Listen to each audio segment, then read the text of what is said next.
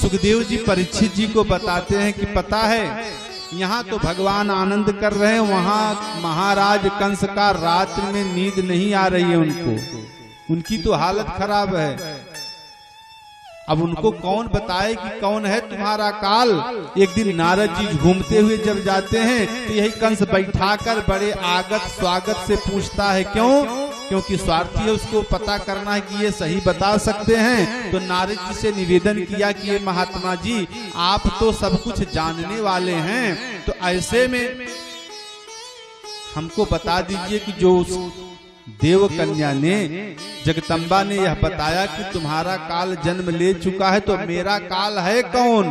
यशोदाया सुताम कन्याम देवक्याः कृष्णमेव च रामं च रोहिणी पुत्रं वसुदेवेन भीम्यता। तो संत महात्मा को झूठ नहीं बोलना चाहिए। नारद जी ने झूठ नहीं बोला, उन्होंने कहा पता है, अरे जिस कन्या को तूने पटका था वो यशोदा देवकी का पुत्र नहीं, कन्या नहीं थी। तब कौन थी? वह तो यशोदा की कन्या थी।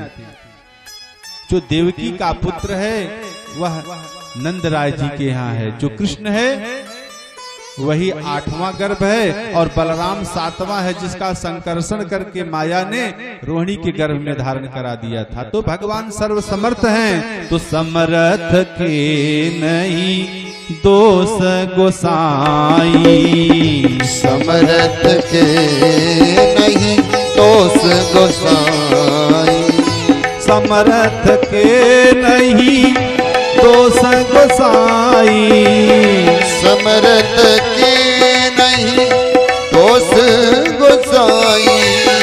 रवि सुर सरी पावक की नाई, रवि सुर सरी पावक की नाई।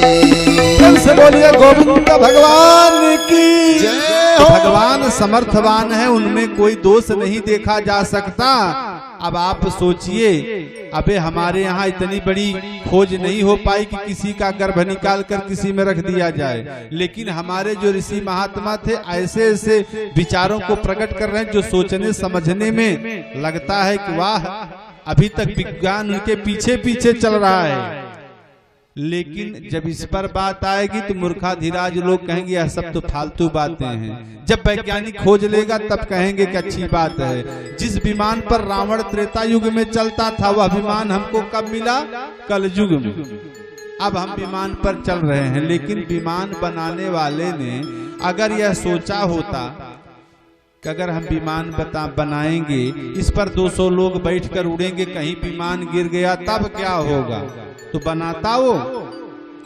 उसने यह सब नहीं सोचा, उसने बना दिया। अब बैठकर लोग जाएंगे आएंगे, जो होना होगा ईश्वर के हाथ में छोड़ दिया।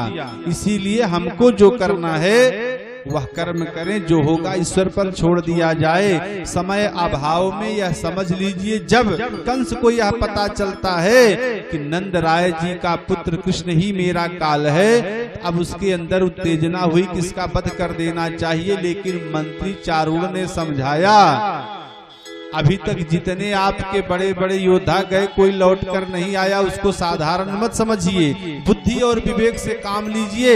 तब क्या किया, अक्रूर जी वहां के सभासद से उनको निवेदन किया कि तुम जाकर उन दोनों बालकों को लेकर आओ, हम युक्ति से उनका वध करेंगे।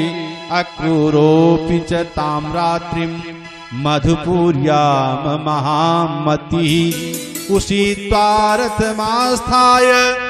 प्रययो नंद गोकुल। वही अक्रूर जी मजबूर हो गए, क्योंकि कंस का आदेश था नहीं करोगे तो भी वध कर दूंगा। तो अक्रूर जी रथ पर आरूढ़ होकर सायंकाल पहुंच जाते हैं, कहाँ? गोकुल। और वहां क्या देखा कि गायों के सेवा में भगवान श्री कृष्ण और बलराम लगे थे। जाकर उनका आदर करते हैं, सम्मान करते हैं कि सौभाग्य है आपका दर्शन हुआ। क्यों? क्योंकि अक्रूर जी बड़े महात्मा थे, भगवान के भक्त थे। इतना ही नहीं, वसुदेव के परम मित्र भी थे, उनके हितैषी थे, और यह सब भगवान जानते थे।